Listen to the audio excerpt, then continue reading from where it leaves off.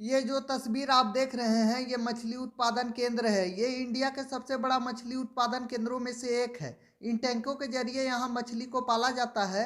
रांची के निषाद ने मछली पालन के देसी और विदेशी तकनीक पर रिसर्च कर इंडोनेशिया के मछली पालन तकनीक से प्रभावित होकर 2018 में प्राइवेट नौकरी को छोड़ मछली पालन का काम शुरू किया था। निशांत अब 5 अलग अलग तकनीक के जरिए रांची के रातू स्थित मछली पालन का काम कर रहे हैं। बायोफ्लॉक तकनीक के जरिए एक टैंक से मछली पालन की शुरुआत करने वाले निशांत के पास आज 74 टैंक हैं और आज इनकी कंपनी का टर्नओवर करोड़ों में है। हमारा फिल्ट्रेशन यूनिट है और वो ड्रम फिल्टर है विच इज़ मैकेनिकल फिल्टर। यहाँ से हम लोग फिल्ट्रेशन करते हैं।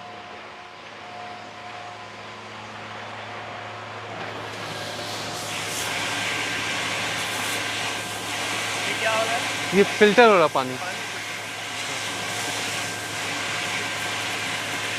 ये ऑटोमेटेड है।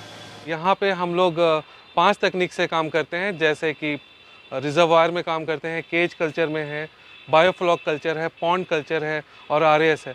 बायोफ्लॉक और आरएएस जो है वो अभी की तकनीक है जिसमें हम लोग टैंकों में मछली का पालन करते हैं। ये तकनीक कहाँ की है और कब से ये कर रहे हो?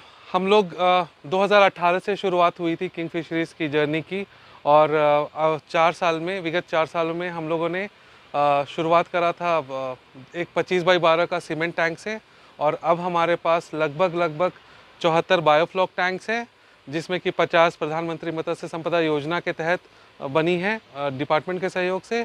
एक इंडिया का सबसे बड़ा, one of the biggest automated RAS हमारे पास है जो कि 10 लाख लीटर का है और हमारे पास तालाब भी है जिसमें हम लोग मछली का उत्पादन करते हैं। हमारे पास केज भी है जो आरएफएफ कहते हैं या पेन कल्चर करते हैं, उसमें भी हम लोग मछली का उत्पादन करते हैं। साथ साथ लगभग 98 एकड़ का एक रिजर्वायर भी। तो कितना मछली यहाँ पर उत्पादन होता है और कहाँ सप्लाई करते हैं आप? पिछले साल जो हमारा प्रोडक्शन था वो लगभग 80 से 90 टन तक का था। इस साल हम लोग 150 से 200 टन का लक्ष्य रखा है हम लोगों ने। और हमारा जो मछली है हमारे लोकल में भी जाता है, रांची में, रांची के आसपास के डिस्ट्रिक्ट्स में, और बिहार भी जाता है। जिस तकनीक के बारे में बता रहे हैं ये भारत में और कहाँ कहाँ पे होता है? ये बायोफ्लॉक जो था वो तो बहुत 2019 में हम लोगों ने इसकी स्थापना करी थी। पहला जो 24 टैंक का ये इंस्टॉलेशन था वो 2019 में हुआ था और उस समय मेरे ख्याल से एक तरह से बाढ़ सी आ गई थी। बायोफ्लॉक हर जगह पे, बहुत देश के विभिन्न राज्यों में ये बायोफ्लॉक से कल्चर शुरू हो गया था, तो हम लोग भी उनमें से एक थे।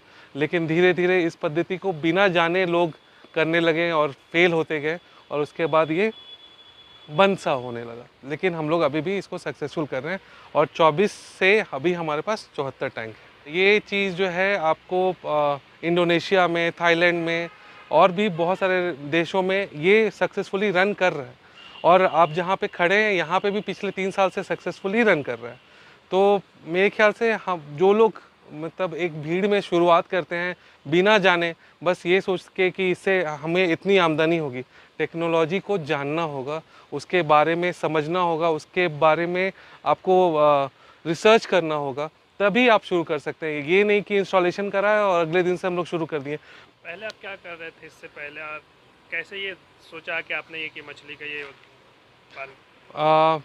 मैंने मेरी जो करियर की शुरुआत जो थी वो मीडिया इंडस्ट्री में ही हुई और 10 साल मैंने 2-3 मीडिया इंडस्ट्री में काम करा और 2018 में मैंने ये बिज़नेस भी, जैसे मैं अभी बता रहा हूँ ना, लोगों को मैंने भी सोचा था कि साइड बिज़नेस ही के हिसाब से शुरू करूँ।